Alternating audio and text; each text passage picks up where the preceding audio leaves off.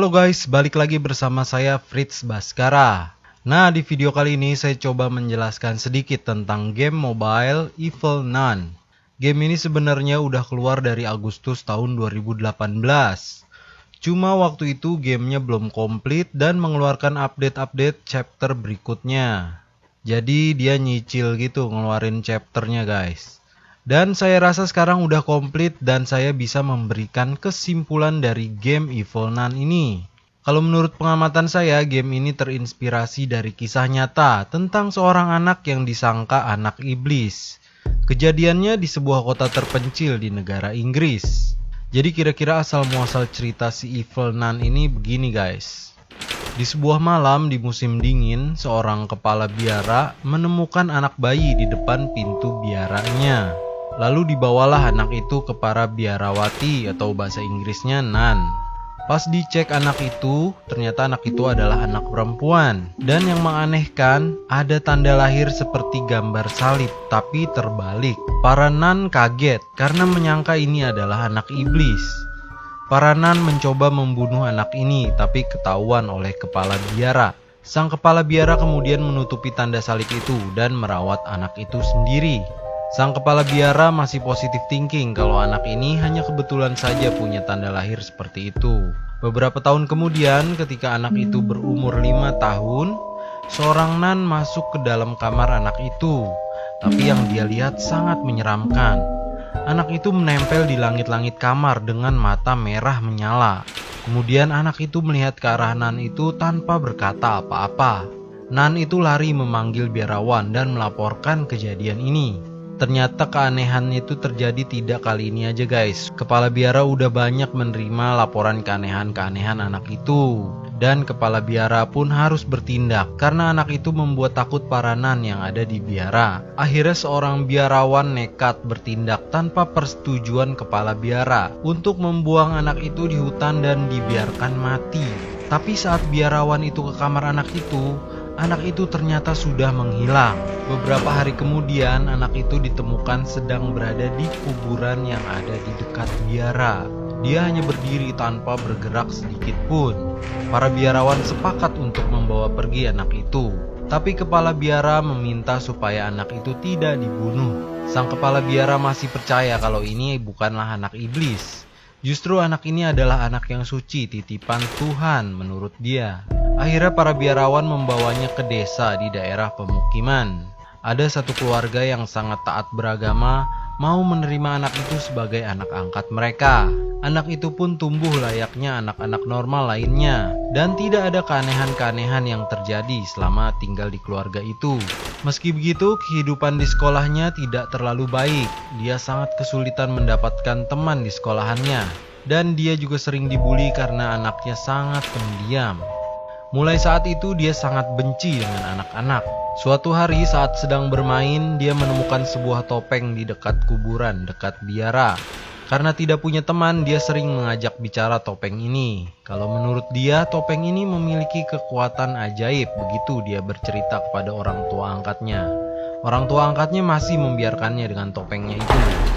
Pada saat usianya menginjak 15 tahun, dia mendapatkan mimpi buruk tentang biara yang dulu di mana dia dirawat semasa kecil. Dari situ memori tentang perlakuan jahat para nun ke dirinya teringat lagi. Dan kebencian dirinya pada biara dan para nun semakin menumpuk. Hingga pada umur 20 tahun dia mulai tidak mau berdoa lagi. Dan akhirnya bertengkar dengan orang tua angkatnya yang sangat taat beragama. Akhirnya orang tua angkatnya meminta dia untuk pergi ke gereja dan melakukan pengakuan dosa. Tapi ketika mau pengakuan dosa, sebuah keanehan terjadi. Sifat jahatnya makin nampak karena dia telah dirasuki oleh iblis. Lalu dia pulang ke rumah dan bertengkar lagi dengan orang tua angkatnya. Dia bilang kalau dirinya tidak percaya lagi dengan Tuhan. Orang tua angkatnya sangat marah. Kemudian mengancam akan mengurung dirinya di ruangan yang gelap sampai dia meminta maaf, tobat dan berdoa lagi. Orang tua angkatnya juga menghancurkan topeng yang dia punya. Akhirnya dia kabur dari rumah. Dia sangat sedih dan tidak tahu harus kemana karena dia tidak punya siapa-siapa lagi. Akhirnya rasa itu berubah menjadi amarah dan dia ingin membalas dendam ke para nun yang sudah membuangnya dulu. Akhirnya pada suatu hari dia berpura-pura sebagai Nan dan masuk ke biara itu. Pada malam harinya dia mengeluarkan palu yang sudah dibawanya, kemudian membunuh para Nan dan biarawan yang ada di biara itu. Tapi kepala biara dibiarkan hidup karena cuma dia satu-satunya orang yang sayang dengan dirinya. Mengetahui semua Nan dan biarawan dibunuh, akhirnya kepala biara bunuh diri dengan meninggalkan sebuah catatan. Dia menuliskan kalau anak itu pantas mendapatkan dendamnya. Pembalasan dendamnya belum terpuaskan. Akhirnya dia menuju ke sekolah di mana tempat dia bersekolah dulu, kemudian membunuh semua guru dan menyiksa murid-murid yang ada di situ. Anak-anak itu juga dikasih topeng dengan digembok sebagai hukuman. Semenjak itu dia menempati sekolahan itu dan mulai menyembah iblis. Terus di sini kan selain Evil Nun ada juga Good Nun ya, yang menjadi asisten dari Evil Nun. Nah, si Good Nun ini ceritanya adalah seorang nun yang biasa mengantar jemput anak-anak, mencuci pakaian sekolah, pokoknya melayani kebutuhan sekolah gitulah. Suatu hari dia ke sekolahan, tapi kok sekolahan ini sepi, dia bingung. Dan semua pintunya terkunci. Karena udah terbiasa di sekolahan ini, akhirnya dia mengecek masuk ke dalam melalui pintu belakang yang rahasia. Di dalam sekolahan, dia kaget karena banyak anak-anak disekap. Saat dia mau menyelamatkan anak-anak itu, dia dihajar pakai palu oleh Evil Nun. Si Good Nun ini memohon agar tidak dibunuh karena dia punya keluarga dan juga anak di rumah. Akhirnya Evil Nun mengajak Good Nun ini untuk bekerja sama. Sebagai gantinya, Evil Nun harus membawa anak-anak ke sini. Kalau tidak, keluarganya Good Nun akan dibunuh oleh Evil Nun. Mau tidak mau dengan ancaman itu dia harus mengikuti kemauan Evil Nun dan bekerja sama. Tapi kenapa ya kalau kita ketemu sama si Good Nun-nya yang malah kabur ya? Kalau menurut saya dia ini seperti itu karena takut akan aib dan kesalahan dia udah membawa anak-anak ke Evil Nun. Dia juga takut kalau anak-anak itu akan membalas dendam ke dirinya, makanya dia kabur kalau ketemu kita. Ini kebalikan ya, kalau ketemu Evil Nun kan kitanya yang kabur. Nah, di game ini kita berperan sebagai anak kecil yang dibawa masuk ke sekolahan ini. Kemudian harus mencari cara untuk memecahkan misteri dan kabur dari sekolahan ini. Kita juga harus menyelamatkan anak-anak yang masih disekap di sini. Kalau setahu saya ini ada 3 ending ya. 1. Keluar lewat pintu depan dengan membuka kunci.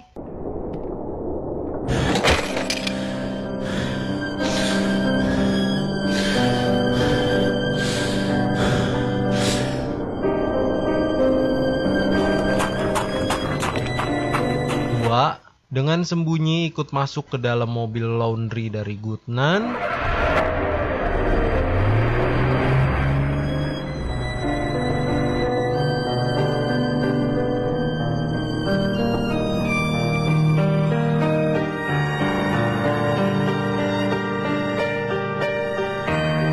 3. Kabur dengan balon udara dengan anak-anak yang terperangkap di dalam sekolahan.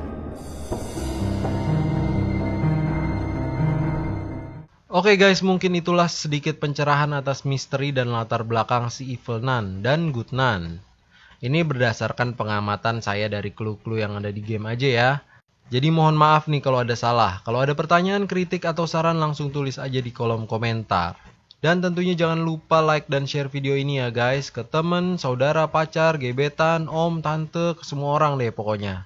Jangan lupa juga pencet tombol subscribe-nya ya guys. Semakin banyak subscriber, saya semakin semangat membuat video lainnya. Oke, sampai jumpa di video lainnya. Tetap positif, tetap semangat. Yudah, bye-bye.